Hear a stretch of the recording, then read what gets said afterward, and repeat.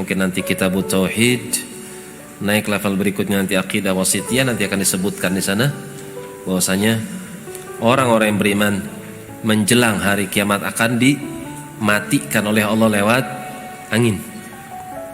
Angin yang melewati ketiak-ketiak mereka, lembut dan harum. Ketika mereka merasakan kelembutan melewati ketiak mereka dan tercium padanya aroma misik, mereka mati seketika. Ketika orang-orang yang beriman meninggal, maka tidaklah lagi tersisa bumi kecuali tinggal orang-orang yang rusak yang tinggal di dalamnya. Ketika sudah rusak, tegaklah hari kiamat. Wa dalilul 'ala al-hijrah, kata penulis kitab, akan bukti hijrah itu disyariatkan sampai hari kiamat minas sunnah, berdasarkan sunnah itu qauluhu sallallahu alaihi wasallam, la tanqati'u al-hijratu. Hijrah itu tidak akan terputus pensyariatannya hatta tanqati'at taubatu, sampai terputus syariat taubat. Wala tanqati'u taubatu, sementara taubat itu tidak akan pernah berhenti, stop pensyariatan taubat hatta tatlu'a syamsu min maghribiha, sampai matahari terbit dari arah baratnya, hari kiamat.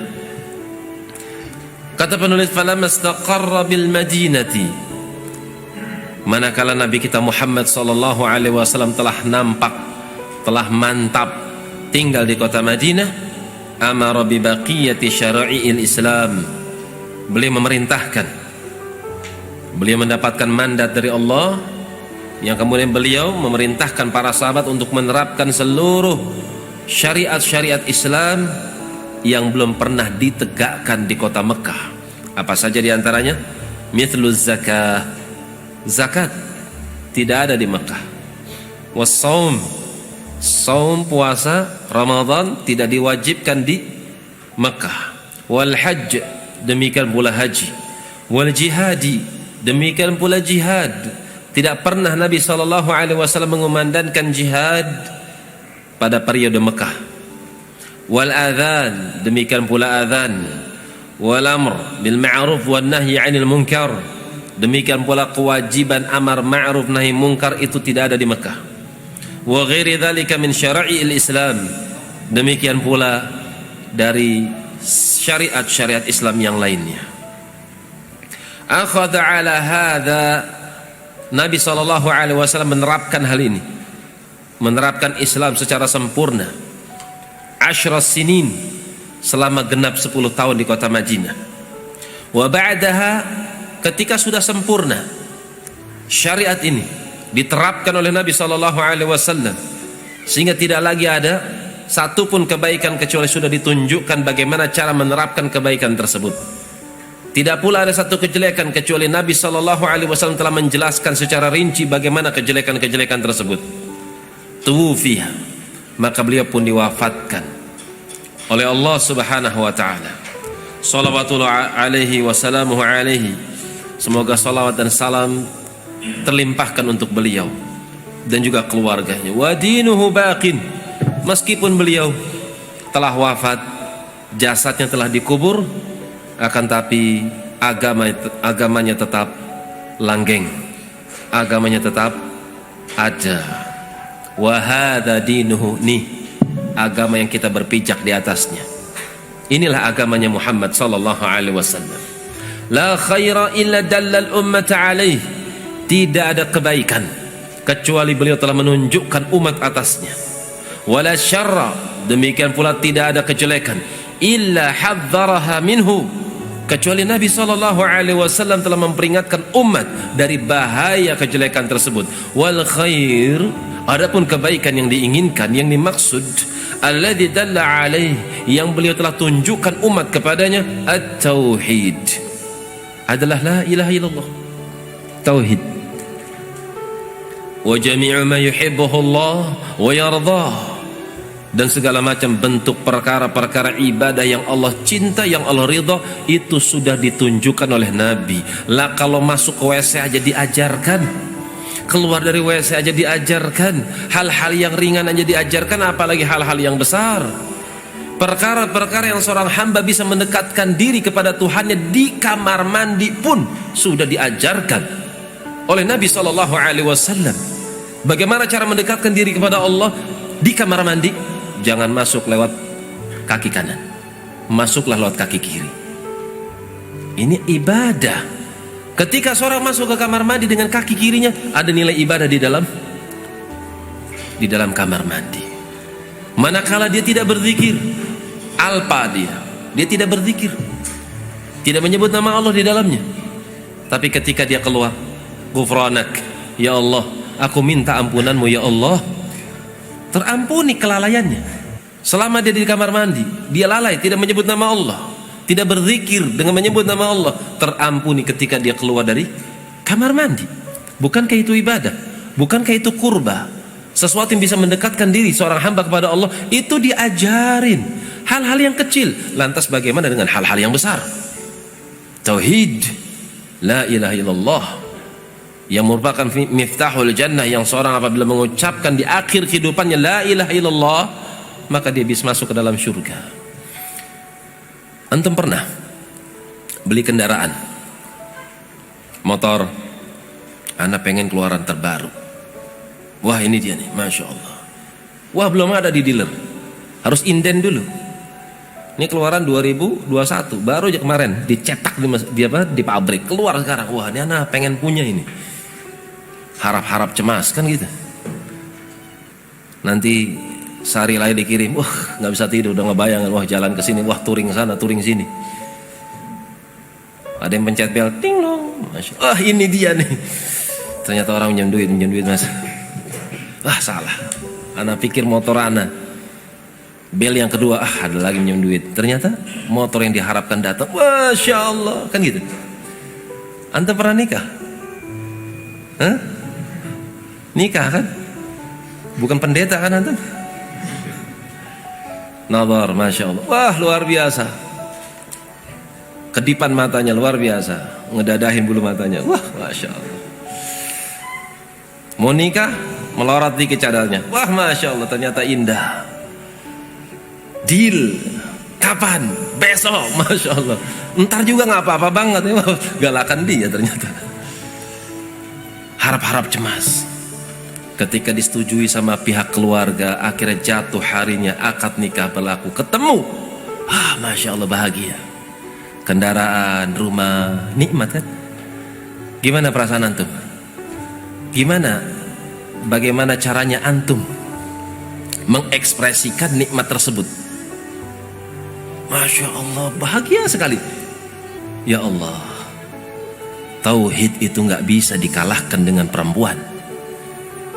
Tauhid nggak bisa diganti dengan rumah yang indah, kendaraan yang mewah, nggak bisa. Tapi kadang kita nggak berbahagia mendapatkan nikmat tauhid, itu masalah di situ. Dzalika min fadlillahi alaina wa 'alan nas. Tauhid itu merupakan karunia yang Allah berikan atas kami, Yusuf, Yaqub, Ishaq, Ibrahim. Karunia yang Allah berikan kepada mereka para nabi itu tauhid. Wa 'alan nas, dan juga untuk mereka manusia. Walakinna aktsaran nasi la yashkurun. Tapi memang demikian manusia. Kebanyakan mereka enggak bersyukur. Pernah enggak kita mensyukuri tauhid seperti kita mensyukuri dunia kita? Rumah alhamdulillah jadi, berkembang hatinya. Mobil yang didambakan, alhamdulillah parkir depan rumah, wah mesem, senyum-senyum bahagia. Allah, kalau dunia kerasa banget nikmatnya, tapi kalau tauhid kadang kita nggak merasakan. Ini kan ada sesuatu yang alpa, ada sesuatu yang kurang di dalam hati kita. Berarti kita kurang sadar kalau tauhid itu nikmat. Kan itu jamaah, kenali nikmat, antum akan bisa bersyukur. Tapi kalau antum nggak tahu kalau itu nikmat, bagaimana antum bersyukur? Jangan sampai antum masuk dalam kalimat tersebut, walakinna aktsaran nas, kebanyakan mereka manusia la yashkurun. Jangan daftar masuk ke dalam ayat tersebut. wa syarrul ladzi, dan kejelekan alladzi hadzara minhu, yang Nabi SAW sudah memperingatkan umat akan bahaya ini. Huwa syirk, adalah kesyirikan. Wa jami'u ma yakrahuhu wa ya'bah, dan segala macam yang Allah benci, yang Allah enggak suka, itu sudah diterangkan sama Nabi sallallahu alaihi wasallam. Allah enggak suka terhadap satu perkara, diperingatkan sama Nabi, jangan seperti ini. Jangan pakai baju sutra buat laki-laki, itu diajarkan. Jangan isbal buat laki-laki, itu pun diajarkan. Ini hal-hal yang kelihatan sepele, cuman pakaian aja, ada tuntunannya. Kalau tidur jangan tengkurap mas, tapi hendaknya ngadep ke kanan.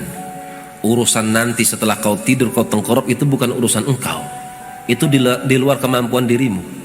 Tapi kalau kau sudah ngadep ke kanan, ya sudah urusan engkau. Itu sunnah, jangan tengkurap. Ini hal-hal yang kecil yang Allah nggak suka.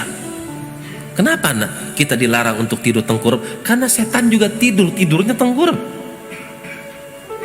Setan tidur, iya tidur. Siapa yang mau ngomong? Ya Nabi SAW. Beliau memberitakan kita. Kita diperintahkan untuk tidur siang karena syaitan nggak tidur siang. Kita diperintahkan untuk menyelisih syaitan. Kita nggak boleh tengkurap tidurnya, karena setan tidurnya tengkurap. Ini kan hal-hal yang Allah nggak suka. Nabi sudah ngajarin. Lantas bagaimana dengan hal-hal yang besar, yang seorang bisa kekal di dalam neraka? Ya tentu Nabi mengajarkan, memperingatkan akan bahaya tersebut, yaitu kesyirikan. Pernah nggak antum bersyukur? Masya Allah, antum dapat nikmat tauhid dan antum bukan menjadi orang yang ikut bersama mereka orang-orang yang biasa melakukan kesyirikan. Lihat diri antum. Antum nggak mau menyembah kubur. Yuk, mana? Dolan. Nengendi? Kuburan bro. Kuburan. Tempat mana kok kuburan? Ngapain di sana? Ini makam bukan sembarang makam ini. Masya Allah. Pokoknya antum kalau minta situ dikabulin di sana. Antum nggak mau. Antum jijik. Kenapa kok nggak minta langsung kepada Allah? Ini kan orang soleh. Kalau kita dekat sama mereka, nanti kita dekat sama Allah, kita akan kotor. Antum menolak, nggak bisa. Nabi nggak pernah mengajarkan. Sebelumnya Al-Quran nggak pernah mengajarkan hal seperti itu. Al-Quran mengajarkan ud'uni astajib lakum. Minta langsung kepadaku, jangan lewat perantara-perantara. Astajib lakum, aku kabulkan apa yang kau inginkan. Itu kan perintah Allah, minta langsung. Nggak usah ke kuburan, nggak usah ke pohon-pohon keramat, batu-batu keramat. Nggak usah berikan pesugihan-pesugihan buat lautan, buat gunung. Antum jijik, antum nggak mau mengamalkan amalan tersebut, karena itu merupakan amalan syirik. Ketika antum memiliki satu kebencian kepada perbuatan kesyirikan, ketika Allah jaga antum untuk tidak melakukan kesyirikan, itu alamat keberhasilan buat antum, alamat kemenangan buat antum, yang antum harus berbahagia. Innahu may yushrik billah faqad harramallahu alaihi al-jannah. Siapa yang menyekutukan Allah, maka sungguh Allah telah mengharamkan atasnya surga. Maka tempat kembalinya kalau sudah Allah haramkan surga, berarti tempatnya adalah neraka. Antum gak mau melakukan kesyirikan, maka itu merupakan karunia. Wa ba'athahu Allahu ila nasi kafatan. Kita harus paham Nabi kita Muhammad sallallahu alaihi wasallam diutus oleh Allah untuk seluruh manusia dan jin secara umum. Bukan untuk orang Arab, bukan untuk suku Quraisy, akan tapi untuk seluruh manusia dan jin. Wa aftaradallahu ta'ala ala jami'i thaqalain. Allah wajibkan atas mereka dua makhluk yang mendapatkan beban yang berat. Thaqalain, thaqal dari kalimat beban. Maksudnya terbebani syariat, yaitu jin dan manusia. Al-jin wal ins. Wa dalilu qauluhu ta'ala. Buktinya firman Allah Subhanahu wa ta'ala, Qul ya ayyuhan nasu inni rasulullahi ilaikum jami'a. Hei segenap manusia, aku tuh utusan Allah, yang Allah mengutus aku untuk kalian semuanya, jin dan juga manusia. Ini dalilnya. Beliau diutus bukan untuk orang Arab, bukan untuk suku tertentu, tapi untuk seluruh manusia. Wa kamalallahu bihi din. Allah telah menyempurnakan agama ini sehingga tidak perlu lagi ada tambahan, tidak lagi perlu ada pengurangan-pengurangan. Kalau kita lihat tafsir Ibnu Katsir, tafsir Ibnu Abbas radhiyallahu taala anhu, beliau mengartikan sempurna, ya sempurna pas, la yahtaj ila ziyadatin abadan wa la yahtaj ila naqsin abada.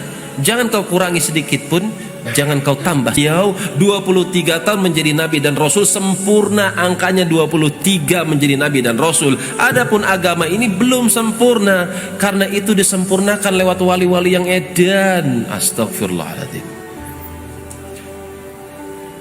Wali kok nggak waras?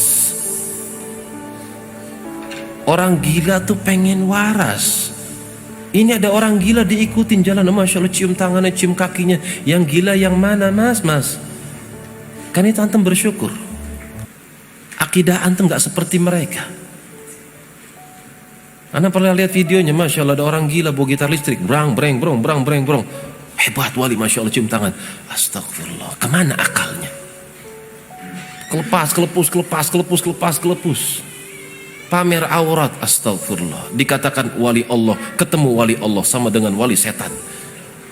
La ilaha illallah. Antum lihat, antum gak mau menerima hal-hal seperti itu.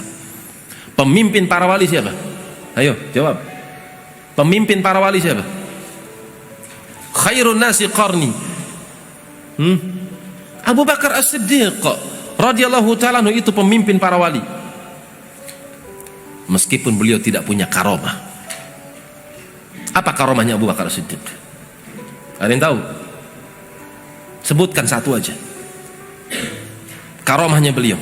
Umar ibn al-Khattab punya karomah. Setan ngeliat Umar, kabur tuh setan. Kalau antum yang kabur. Setan kabur. Allah musta'an, jenggot lembut takut sama setan. Umar pernah pidato di Madinah. Ada seorang komandan namanya Sariyah. Umar diperlihatkan dari jauh, tembus pandangannya, ada orang-orang kafir dengan tentara yang besar akan berpapasan dengan pasukan kaum muslimin yang dipimpin oleh Sariyah. Umar melihat nggak bagus ini, kok bisa melihat seperti ini? Ini bukan keinginan Umar, tapi Allah memperlihatkan kepada Umar. Kan itu Umar mengatakan, ya Sariyah, jibal. Ini yang ada di padang pasir, yang sedang di lembah, mendengar suara Umar yang ada di kota Madinah. Hei komandan Sariyah, bersembunyi kau di balik gunung. Akan datang musuh-musuh melewati dirimu. Kalau kau berhadapan dengannya, kau akan kalah. Sembunyi di atas gunung, serang mereka, kau akan menang. Mereka naik ke atas gunung. Betul, pasukan banyak, dan akhirnya dihantam oleh pasukan Sariyah dan menang. Ketika kembali ke kota Madinah, berdialog dengan Umar. Kok bisa? Umar mengatakan, Allah yang memperlihatkan kepada saya. Nah itu karomah namanya.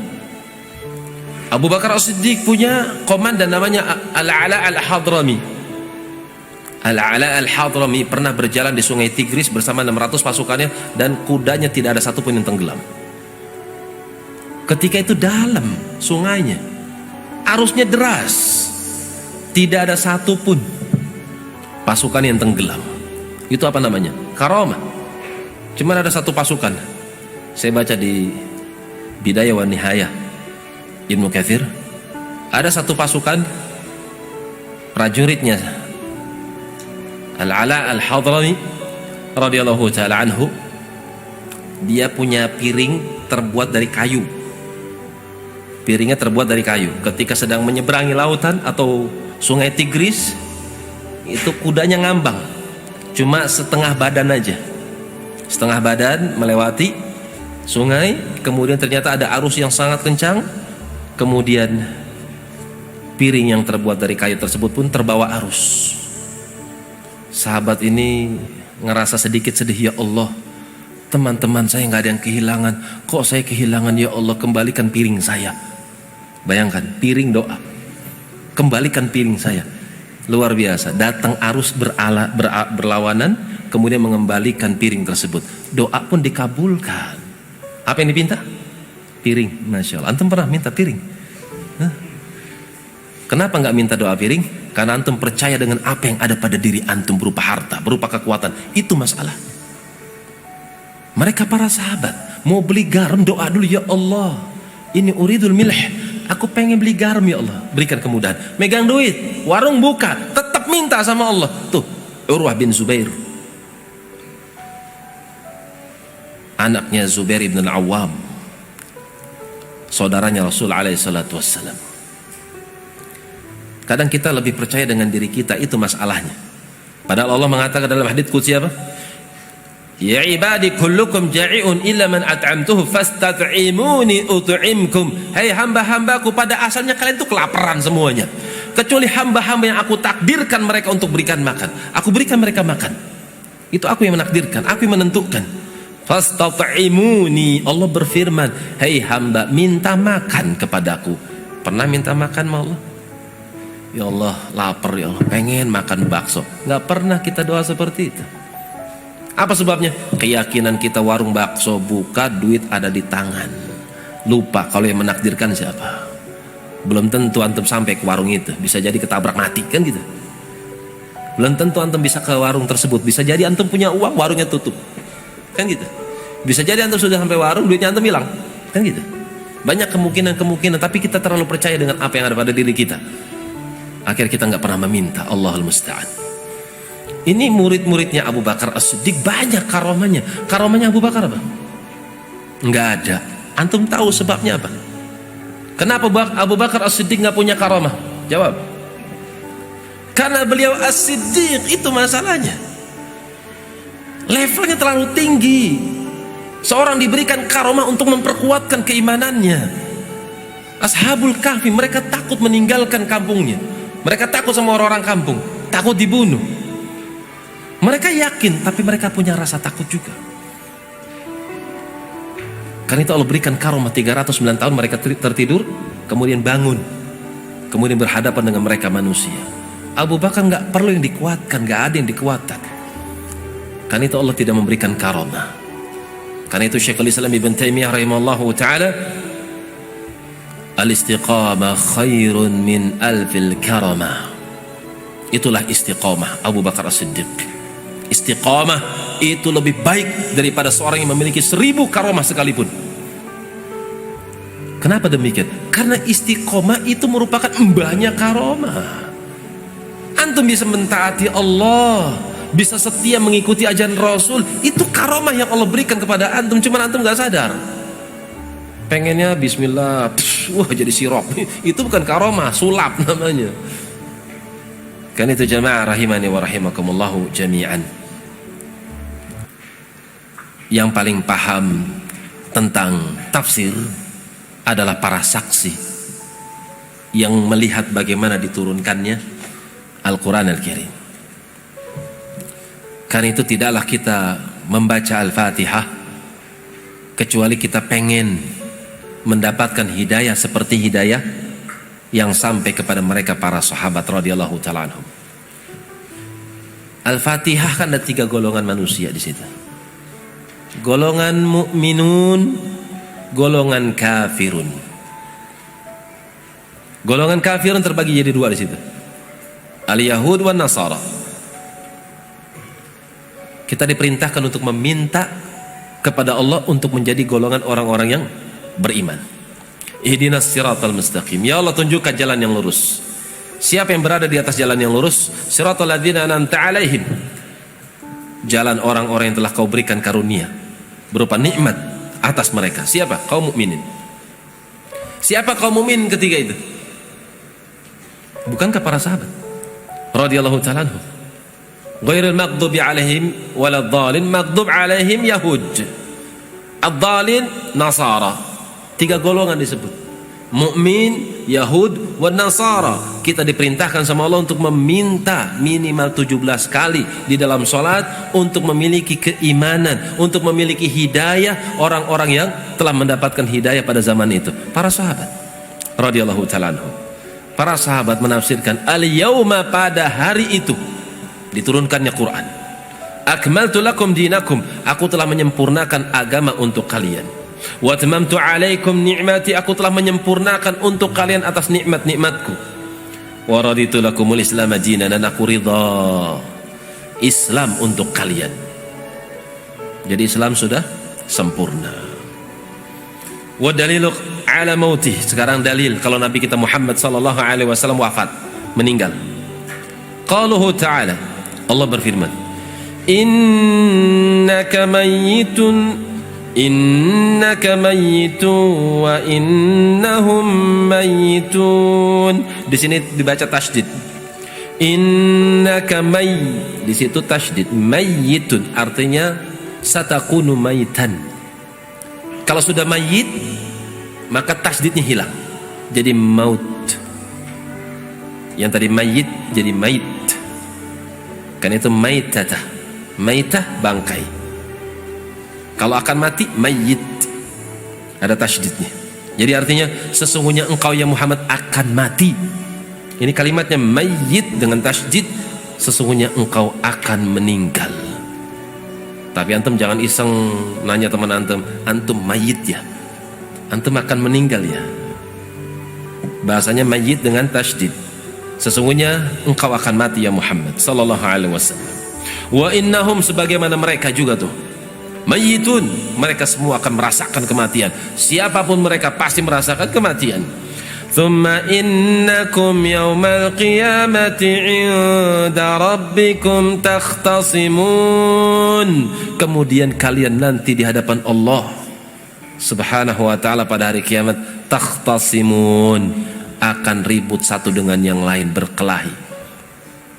Kalau antum ingin lancar perjalanannya, maka jangan pernah antum meninggal kecuali hati antum salim, selamat dari kesyirikan, selamat dari kebid'ahan, selamat dari kebencian kepada seorang muslim tanpa hak. Saya pernah menyebutkan ada dua sirat. Sirat yang pertama apa? Wa in minkum illa wariduha kana ala rabbika hatman maqdiya. Sirat yang kedua adalah sirat yang disebutkan oleh Imam Bukhari dari sahabat Abu Sa'id Al-Khudri. Nabi SAW mengatakan yukhallasul mu'minuna 'anil nar. Setiap orang yang beriman pasti selamat dari sirat yang pertama, sirat jahanam. Ghayra annahu mahbusun 'alal qantarah, namanya qantarah. Akan tapi mereka itu akan tertahan di satu qantarah. Qantarah itu jembatan yang kedua. Kenapa mereka tertahan? Yaqtassu ba'duhum ala ba'din kanat madlamatun fid dunya, atau kama qala sallallahu alaihi wasallam. Mereka tertahan karena mereka punya urusan di dunia yang belum terselesaikan. Perhatikan kalimatnya. Istri sama suami berantem, mati yang satu itu. Mati dalam keadaan hatinya belum ridho. Nanti ketemu di jembatan yang kedua, nggak langsung masuk surga. Harusnya kan udah masuk sirat, selesai udah. Ujungnya kan jannah, harusnya udah masuk surga dia, selesai. Tapi dia tertahan di ujung sirat yang kedua. Kenapa? Ada urusan yang belum diselesaikan. Yang paling pertama urusan darah, kemudian harta, kemudian kehormatan. Kalau ingin mulus perjalanannya, maka minta dihalalkan dari 3 perkara tersebut. Kemudian wanasu idza matu yub'atsun. Manusia kalau sudah mati pasti akan dibangkitkan. Wa dalilu qauluhu ta'ala, buktinya firman Allah Ta'ala, minha khalaqnakum wa fiha nu'idukum wa minha nukhrijukum taratan ukhra. Minha khalaqnakum, dari tanah aku ciptakan kalian, wa fiha, ke dalam tanah juga, nu'idukum, aku kembalikan kalian, wa minha, dari tanah itu pula, nukhrijukum, aku akan keluarkan kalian marratan ukhra, di waktu yang lain. Jadi ada 3 proses. Proses pertama penciptaan, kemudian kematian, kemudian kehidupan setelah kematian.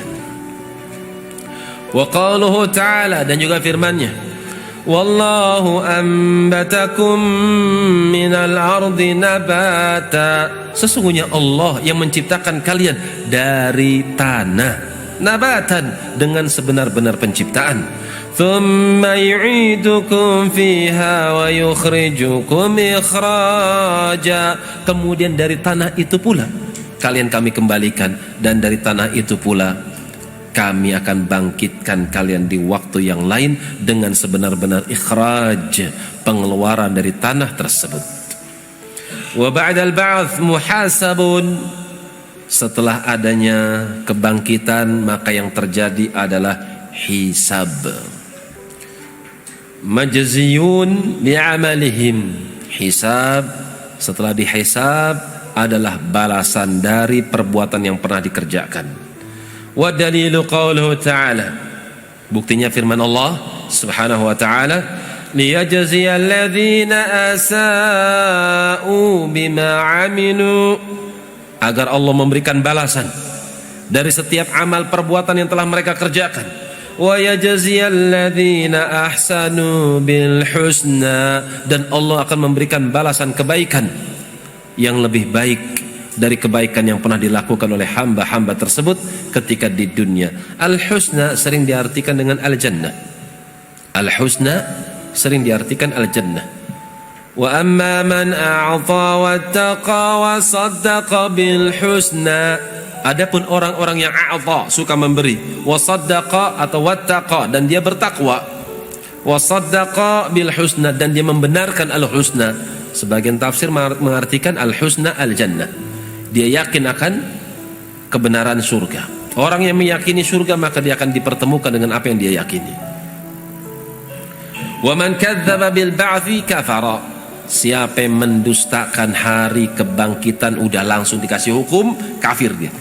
Ini yang membedakan antara Islam dengan non-Islam. Siapa yang menolak kebangkitan, sudah selesai, kafir dia. Ini kita bicara kafir itu bukan dengan mudah-mudah kita mengkafirkan kaum muslimin, bukan. Ini hukum asal, bukan hukum kepada orang tertentu. Ya mungkin ada orang yang ragu, mungkin ya tugas antum dakwahin, bukan mengkafirkan. Antum kafir, pergi, halal darahnya, bukan. Tugas antum mendakwahi. Penulis berbicara tentang kafir, musyrik, hukum asalnya. Wa dalilu qauluhu ta'ala, yang menunjukkan akan hukum kafir, vonis kafir bagi mereka orang yang tidak percaya dengan hari kiamat, itu apa yang sudah antum hafal. Za'ama alladhina kafaru allan yub'atsu. Orang-orang kafir langsung divonis. Za'ama maknanya i'taqada. Mereka orang-orang kafir, mereka meyakini. Apa keyakinannya? Alla yub'atsu, kalian tuh nggak akan pernah dibangkitkan.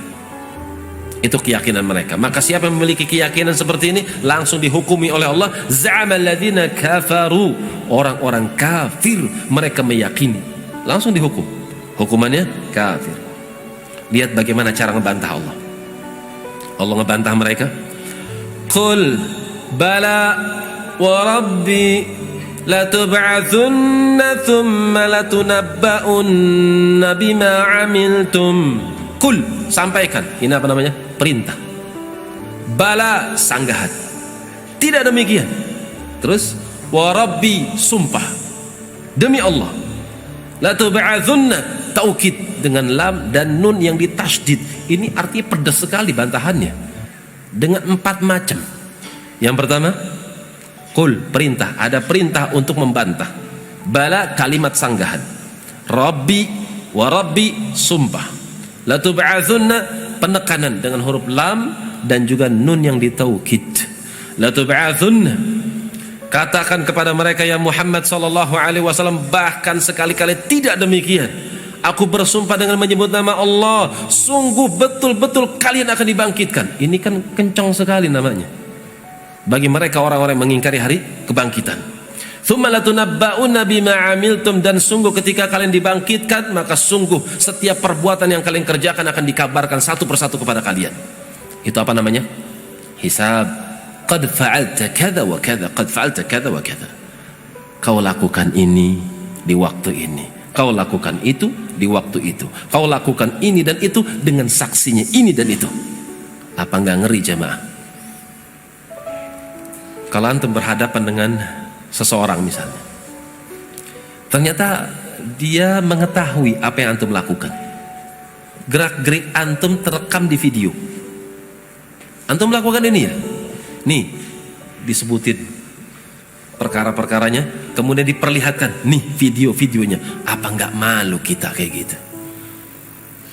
Masa lalu kita dipreteli dengan bukti-bukti yang amat kuat, ada videonya tuh seperti itu. Apa nggak malu?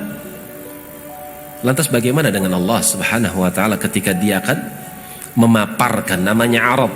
Arad itu artinya dia memaparkan segala macam bentuk perbuatan yang pernah dilakukan oleh hamba dengan saksi-saksinya pada hari kiamat. Nanti masuk ke dalam hadis bitaqah. Hadis bitaqah itu hadis seorang muslim yang berhadapan dengan Allah Subhanahu wa taala ketika hamba tersebut ditunjukkan dengan tis'un atau tis'un wa tis'una sijlat. Dia punya 99 lembar catatan kejahatan yang pernah dia lakukan.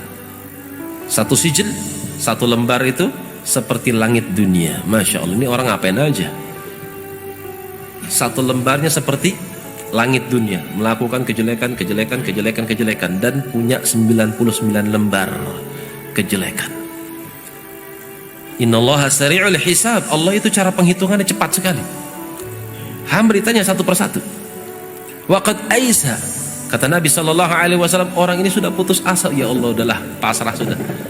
Melakukan ini, melakukan itu, saksinya ini dan itu, udah pasrah. Orangnya sudah putus asa dan akan masuk ke dalam neraka. Dia menyangka kalau dia akan masuk ke dalam neraka. Kemudian ya abdi, kemudian Allah berfirman, hai hamba, inna laka atau indi hasanat, kau memiliki kebaikan di sisiku.